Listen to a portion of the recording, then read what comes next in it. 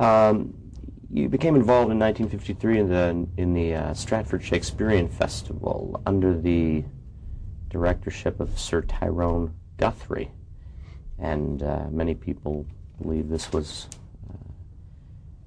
the greatest break of your career when you understudied Christopher Plummer's role in Henry V. Let's talk about those experiences. I did. So I was doing these years between winter and summer rep, and then the Shakespeare Company was formed, and they asked me to come.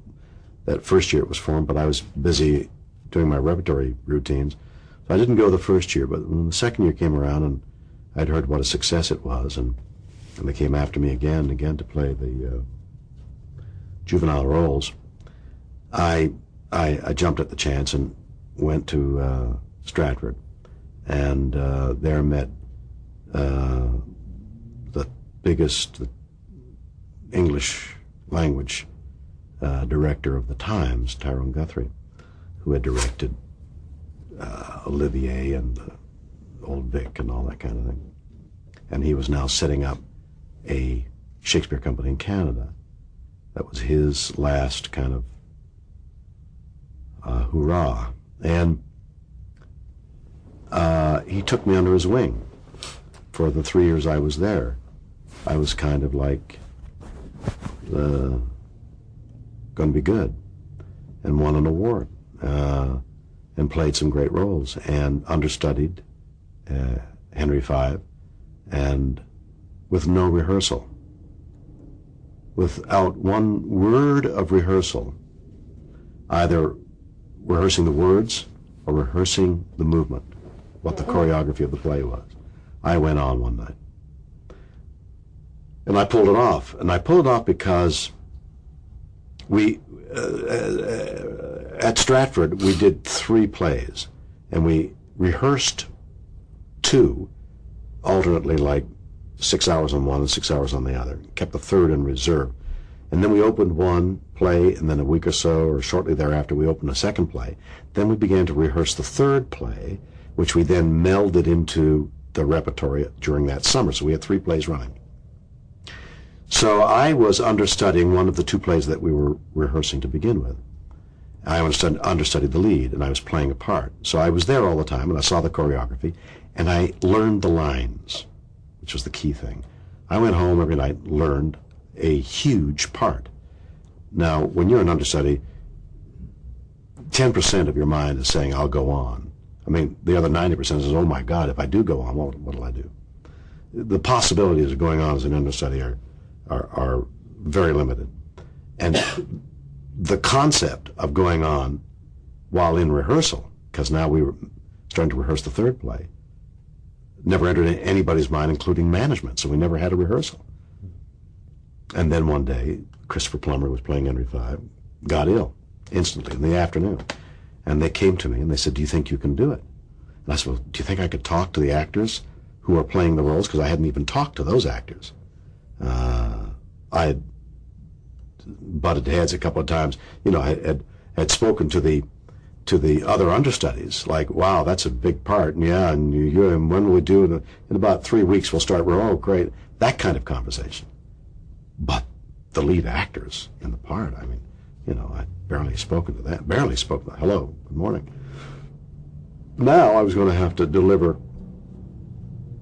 lines of great verve and force, and wear a costume I'd never worn before, and walk in steps I'd never gone on before, and face 2,200 people shortly after we opened. So I mean, there were many critics in the hall, and none of that daunted me. A man is dying on our right. Let's go over that again. None of that daunted you. None of that daunted me. None of that. It never occurred to me that I would fail. It never occurred to me that I wouldn't remember a word. It never occurred to me to be fearful. And so I went on. And the thought, as later expressed, was the muse was on me. I was blessed. I was in some kind of other dimension as I spoke these many speeches. And finally the Battle of Agincourt was over, and Henry is on the battlefield with his brother and the rest of his coterie of friends, and the big speeches are over. Once more until the breach is over, and all that is over. What really is left is the line, something about, what do we call this place? And somebody says, it's Agincourt, or Agincourt, as Olivia did it. And then I think Henry says, well, then we'll call this the Battle of Agincourt. So I get to that time, and suddenly the wave of relaxation swept over me, and I couldn't remember the line, what do we call this place? So I went over to the guy who was playing my brother, Henry V's brother, the part that I played ordinarily. That guy had memorized everybody's part in the play. He, when somebody missed a line in rehearsal, instead of referring to the stage manager who had the book, this guy would give you the line. He had the whole play memorized. And I saw him across the stage. I thought, oh my God, he'll know the lines. So I walked over to him. Now the cast is, what's Shatner doing? Put my arm around him. And I said, what are the words? Because it was a thrust stage, and there are no wings. There's nobody to say, the line is, or go off. You couldn't go off. What's the words? And he went. So I walked back, and then the lines came, and I went on. Later, somebody said, what a brilliant piece of choreography. Exhausted, brother goes to brother, leans on him for strength, and comes back, renewed. Little did they know.